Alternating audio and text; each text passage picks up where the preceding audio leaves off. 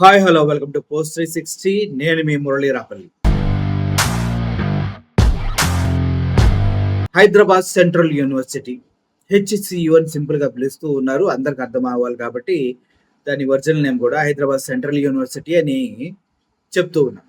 నేను ఇప్పుడు ఫస్ట్ ఒక పాయింట్ చెప్తాను మీకు, ఇది లాస్ట్ లో లింక్ అప్ ఉంటుంది చూడండి. హైదరాబాద్ సెంట్రల్ యూనివర్సిటీ అంటే ఏంటి? సెంట్రల్ యూనివర్సిటీ అంటే ఎవరి ఆధ్వర్యంలో ఉంటాయి సెంట్రల్ యూనివర్సిటీస్ అన్ని? సెంట్రల్ యూనివర్సిటీకి స్టేట్ గవర్నమెంట్కి ఏమైనా సంబంధం ఉందా అంటే లేదు. సెంట్రల్ యూనివర్సిటీస్ కంపల్సరీగా సెంట్రల్ గవర్నమెంట్ అండర్లోనే పనిచేస్తాయి. సెంట్రల్ గవర్నమెంటే దానికి జవాబుదారీగా ఉంటుంది. అటువంటి సెంట్రల్ యూనివర్సిటీకి సంబంధించిన భూముల గురించి ఇప్పుడు జరుగుతున్న కొట్లాట్ల గురించి కొన్ని విషయాలు మీకు నేను చెప్పాలనుకుంటున్నాను.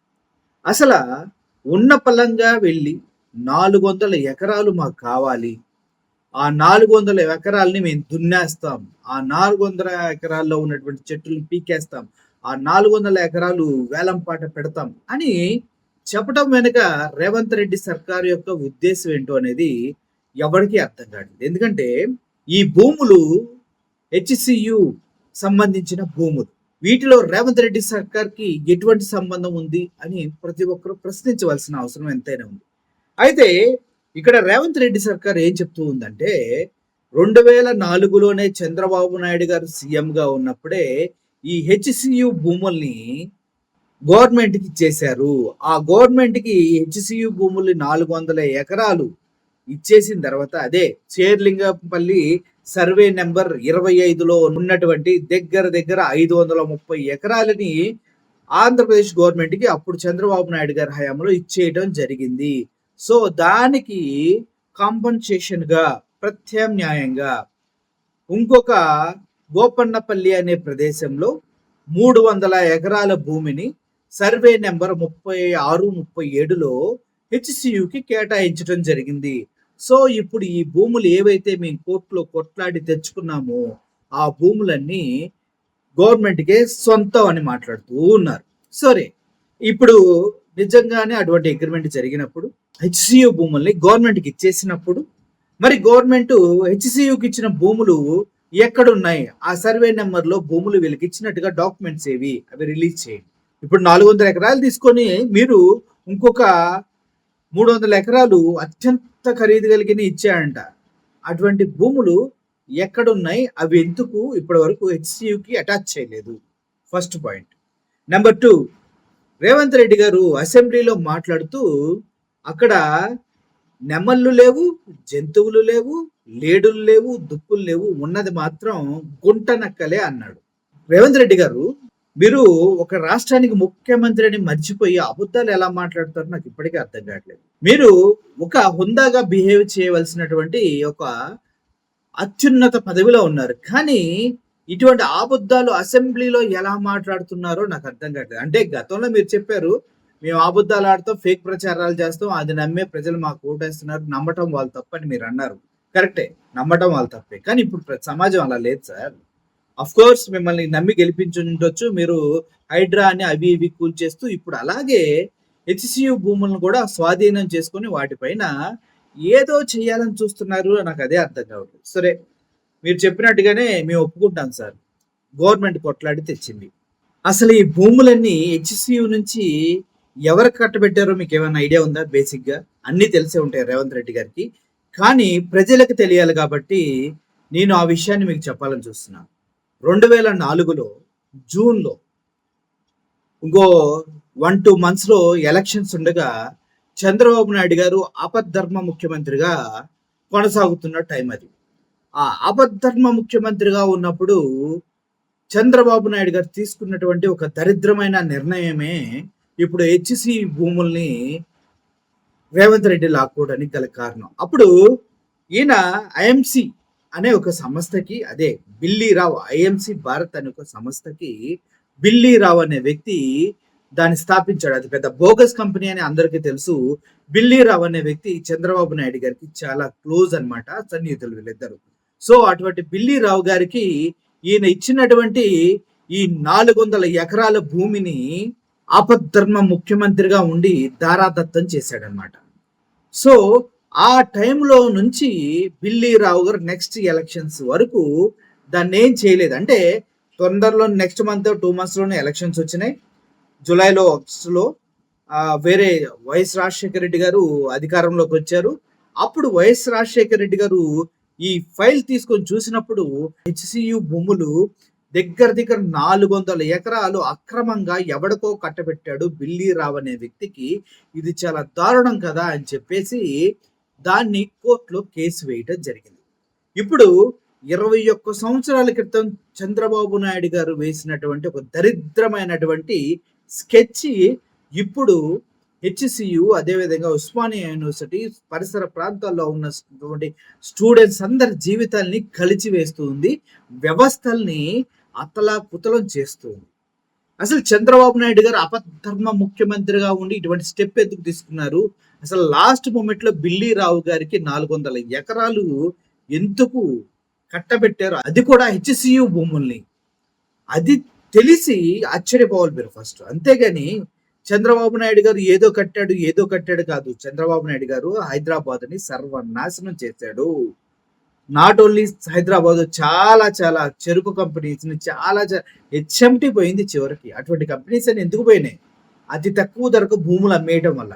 అలాగే అతి తక్కువ ధరకు హెచ్సియు భూముల్ని బిల్లీ రావుకి కట్టబెడతాం జరిగింది. దాని ద్వారా అది కోర్టులో రాజశేఖర రెడ్డి గారు కేసు వేయడం జరిగింది. ఆ కేసు 21 సంవత్సరాలు నడిచి ఈ రోజు రేవంత్ రెడ్డి సర్కారు అధికారంలో ఉన్నప్పుడు ఆ కేసులో జడ్జిమెంట్ రావడం జరిగింది. ఇందుకు రేవంత్ రెడ్డి గారు చేసింది ఏంది నాకు అర్థం కాదు. ఏం చేశాడు? కొట్లాడా రేవంత్ రెడ్డి ఆ భూములపైన హక్కు రావడం కోసం? లేదు. ఓకే, అయితే ఇక్కడ హెచ్సియు భూములు ఎప్పుడైతే ఎవరు యూజ్ చేసుకోకుండా ఉంటారో అవి కంపల్సరిగా హెచ్సియుకే దక్కుతాయి.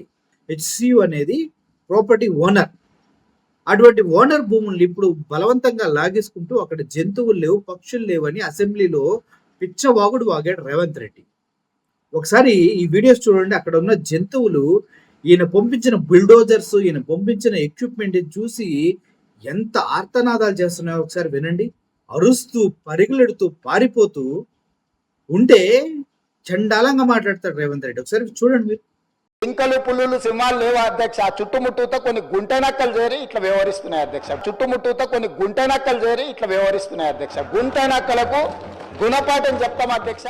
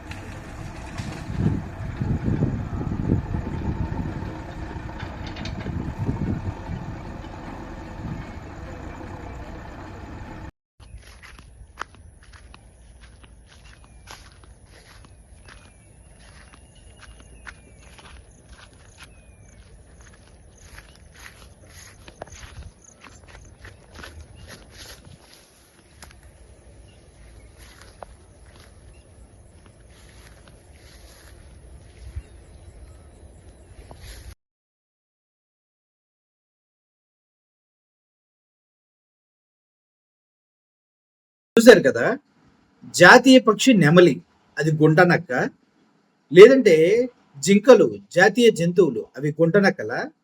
ఇవన్నీ పరిగెట్టుకుంటూ పారిపోతూ ఉంటే మీరు చేసే మిషన్ల సప్పుడికి, మీరు చేసే అక్రమ కబ్జాలకి జంతువులు, పక్షులు అన్ని విలవిలలాడుతూ ఏడుస్తూ ఉంటే అక్కడ ఉన్నది గుంటనక్కలని చెప్తావా రేవంత్ రెడ్డి?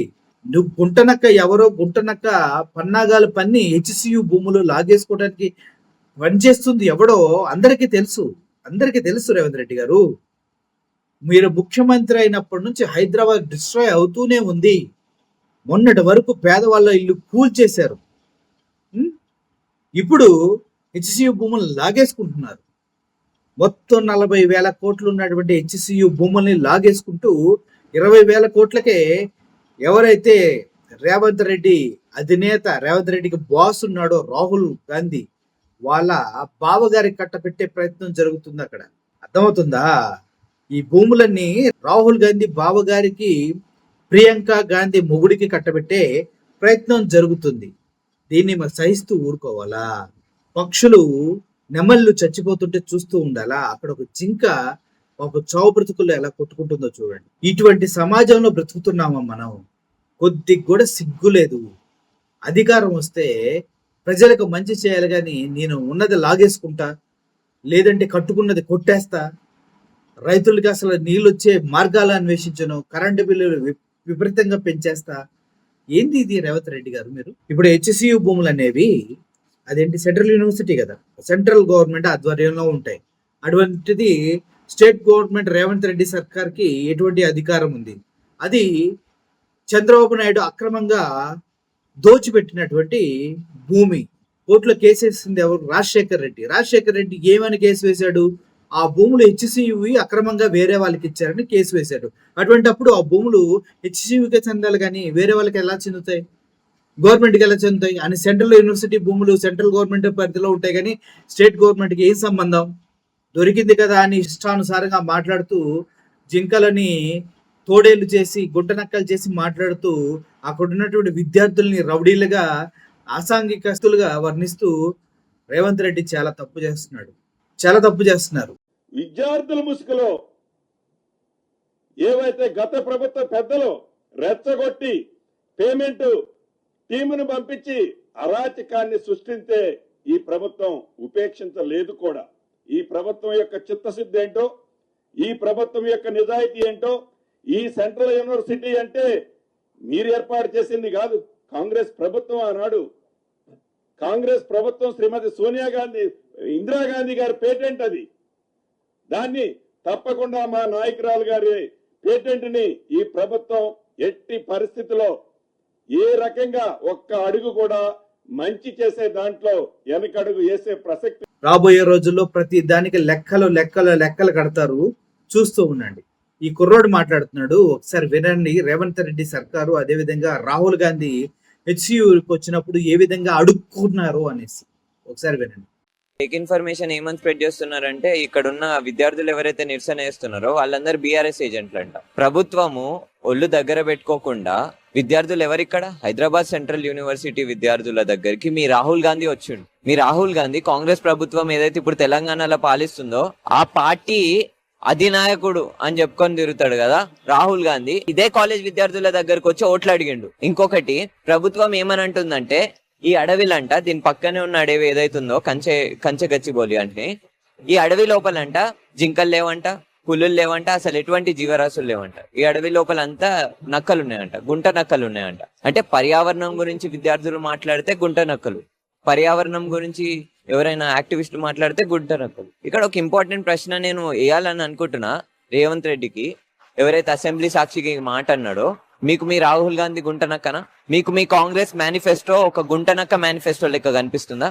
మీరు మీ లోక్సభ మేనిఫెస్టోలో ఏమని రాసుకున్నారు? లోక్సభ మేనిఫెస్టోలా రాసుకున్నారు కదా, ఇందిరాగాంధీ క్లైమేట్ చేంజ్ కి ప్రతీక, ఇందిరాగాంధీ పర్యావరణ రక్షణకి ప్రతీక అని చెప్పేసి అదే ఇందిరాగాంధీ ఈ ల్యాండ్ ని అలొకేట్ చేసింది. మరి ఆమె పట్ల ఎందుకు సీరియస్నెస్ లేదు? రాహుల్ గాంధీ ఏమో క్లైమేట్ చేంజ్ ఆపాలి, నేను గ్రీన్ పార్టీగా మారుస్తా ఈ కాంగ్రెస్ పార్టీని అని పెద్ద పెద్ద వాదనలు చేస్తాడు. ఎందుకు ఈ రోజు చెప్పిన మాటల మీద నిల్చోట్లేడు? మొత్తం ఒక డిక్టేటర్షిప్. రాహుల్ గాంధీ ఢిల్లీలో ఏమని మాట్లాడతాడంటే, మొత్తము దేశం మొత్తం కాలిపోయింది, ఉద్యమకారులకి యాక్టివిస్టులకి. రోహిత్ వేముల వాళ్ళ మదర్ ని కలిసి ఇదే కాలేజ్ లో మరణించిన Rohit Vemula institutional murder, RSS చేసిన మర్డర్, బీజేపీ చేసిన మర్డర్ అని చెప్పిన రాహుల్ గాంధీ, ఈ కాలేజ్ లో ఉన్న విద్యార్థుల హక్కుల గురించి మాట్లాడిన రాహుల్ గాంధీ ఈ కాలేజ్ విద్యార్థుల మీద లాఠీ చార్జ్ ఎట్లా చేపిస్తుంది ప్రభుత్వం అని ప్రశ్నించాలని అనుకుంటున్నాం. కొంచెం కూడా బుద్ధి లేకుండా ఈ రోజు ప్రభుత్వం అయితే వైఖరి చూపిస్తుంది. ప్లస్ ఒకటే రెస్పాన్స్, నిన్న పోలీస్ వాడిన ప్రతి లాఠీకి జవాబు 1,00,000 ఓట్లు మైనస్ అయితే చెప్తున్నాం. భారతదేశ వ్యాప్తంగా ఎవరెవరైతే పర్యావరణం గురించి మాట్లాడుతున్నారో, విద్యార్థుల హక్కుల గురించి మాట్లాడుతున్నారో అందరం చూస్తూనే ఉన్నాం. ప్రతి చోటుకి మీరు చేస్తున్న వైఖరి మొత్తం వెళ్తుంది. కాంగ్రెస్ హఠావ్ అనే నినాదాన్ని మస్తు గట్టిగా తీసుకుంటాం. పోయిన ఎన్నికల్లో ఏదో రాహుల్ గాంధీ వచ్చి ఏదో భారత్ జోడో యాత్ర చేసి 2 సంవిధానాలు పట్టుకొని చేస్తే ఏదో ఊరుకున్నారు. కానీ ఈసారి ఏ పొలిటికల్ పార్టీని ముందుకి తీసుకొచ్చే ప్రసక్తే లేదు. విన్నారు కదా, ఇన్ని కుట్రల మధ్యలో, ఇంత దరిద్రాల మధ్యలో ఒక సెంట్రల్ యూనివర్సిటీకి సంబంధించిన 400 ఎకరాలని, అది కూడా సిటీ సెంటర్ లో ఉన్నటువంటి 400 ఎకరాలని కబ్జా చేస్తూ స్టేట్ గవర్నమెంట్ ఇది మేము సాధించుకున్నాం, ఇది మాది అంటూ ఉంటే అసలు ఎంత దారుణంగా ఎలా ఉంటుంది. అసలు అక్కడ ఇండస్ట్రియల్ కారిడార్ పెడతారంట. అసలే హైదరాబాదులో రింగ్ రోడ్డు పరిధిలో ఉన్నటువంటి అన్ని ఇండస్ట్రీస్ ని రింగ్ రోడ్డు దాటి పంపించే ప్రయత్నం చేస్తూ ఉంటే, అది ఇన్నర్ రింగ్ రోడ్డు పరిధిలోకి వచ్చేటటువంటి హెచ్సియు భూముల్ని 400 ఎకరాల్లో నువ్వు ఇండస్ట్రీస్ కడతానని చెప్పేసి ఎవరిని మాయ చేస్తున్నావు? ఎందుకు పర్యావరణాన్ని దెబ్బతినే విధంగా మాట్లాడుతున్నావు? మళ్ళీ ఈ వ్యక్తి పర్యావరణం గురించి మాట్లాడుతూ ఏది మాకి పేడ్ ఏదో చెప్పాడు, ఒక కాన్సెప్ట్. ఒకసారి వినండి కదా నేను చెప్పిన కాన్సెప్ట్. మాకే నాంపే ఎక్ పేట్ అంటే తల్లి పేరు మీద విద్యార్థులందరూ ఒక మొక్కను నాటి దాన్ని సంరక్షించాలనే ఒక విధానాన్ని తీసుకొస్తున్నాము. మాకే నాంపే ఎక్ పేట్ అంటే తల్లి పేరు మీద విద్యార్థులందరూ ఒక మొక్కను నాటి దాన్ని సంరక్షించాలనే ఒక విధానాన్ని తీసుకొస్తున్నాము. ప్రతి విద్యార్థి తమ కన్న తల్లి పేరు మీద ఒక మొక్క నాటి ఆ స్కూల్లో ఆ మొక్కను కాపాడితే కొన్ని లక్షలాది కోట్లాది మొక్కలను ప్రతి సంవత్సరం మనం పెంచుకుంటూ ఇట్లాంటి వినూత్నమైన కార్యక్రమాలను ప్రభుత్వం తీసుకురావాలనుకుంటుంది తొందరలోనే. విన్నారు కదా, ఇంత నీతులు కేవలం రేవంత్ రెడ్డి చెప్పడానికే ఉంటాయి కానీ పాటించడానికి ఉండవు. ఎంతమంది సెలబ్రిటీస్ బయటకు వచ్చి తిడుతున్నారు కూడా అర్థం చేసుకోవట్లేదు. Rahul Gandhi ji, what the hell is going on in Telangana with Hyderabad University 400 acres, more than 1 lakh crore worth of property? Why your Ravant Reddy government and yourself selling the youth of the future? Thousands of students have been graduated. One of the most precious property. What happened to your Mohabbat ka dukan? You promised the youth the future in your Bharat Jodo Yatra. Who will believe you if you are selling this to Adani, taking the future and beating them up on Eid Mubarak Day? Young girls, boys being arrested, thrown in. Is that all you care about, is how much money he is giving you? Please stop immediately within 72 hours. Otherwise I will have to file public interest litigation to protect the youth of India, especially the youth of Telugu people who are studying in universities, who are fighting, and you are brutally, your police, your Ravant Reddy government is brutally beating them up. Destroy Telangana. We will collapse your government if you don't take this plan back. Remember, I stopped the steel plant sale. I stopped the lands of Kamareddy farmers. It doesn't matter which government. You cannot sell the future of youth. Share this video with everybody until it reaches Rahul Gandhi, Sonia Gandhi, Ravant Reddy and all other. Please media, protect the democracy. ఏం సాధిస్తారు దీంతో? What is your aim? What is your aim? ఇప్పుడు ఈ 400 ఎకరాల బిల్డింగ్లు కడతారా? ఏం కడతారు? సెక్రటేరియట్ కట్టుకుంటారా కొత్తది? ఇక్కడ కూడా చిన్న లేక్ ఉంది, దాని పక్కన సెక్రటేరియట్ కట్టుకుంటారా? ఏం కట్టుకుంటారు? ఏం చేయడానికి? జరగాల్సిన నష్టం జరిగింది. అది పొలిటికల్ స్టాండ్ అవ్వచ్చు, హ్యూమన్ స్టాండ్ అవ్వచ్చు, anything. But one thing, get ready for the consequences. Consequences అంటే నేను దేవుడు దయ్యం అని భయపడట్లేదు. I'm not that sort of person. You have touched కాదు, కెలికారు నేచర్ని. మీ ఐడియా ఉందో తెలుసో లేదో కానీ nature is giving to give a bang, return bang. ఆ బ్యాంగ్ కి రెడీగా ఉండండి. ఓకే, తర్వాత నాకెందుకు ఇట్లా జరిగింది, నేనేం చేశాను ఈ క్వశ్చన్లు అడగండి.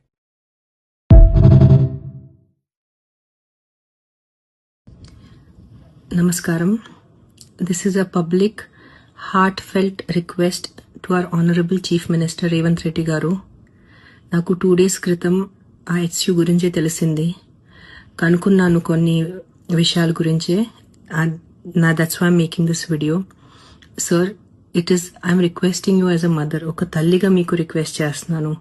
నేను ఎలాగైనా 44 అయిపోయాను, నేను ఎలాగైనా రేపు మాపు పోతాను, I'm old. But for my kids and all our kids, for their future, we need oxygen, we need water. Yes, development is 100% necessary. There is no doubt. We need our IT parks, we need our tall skyscrapers, we need our buildings.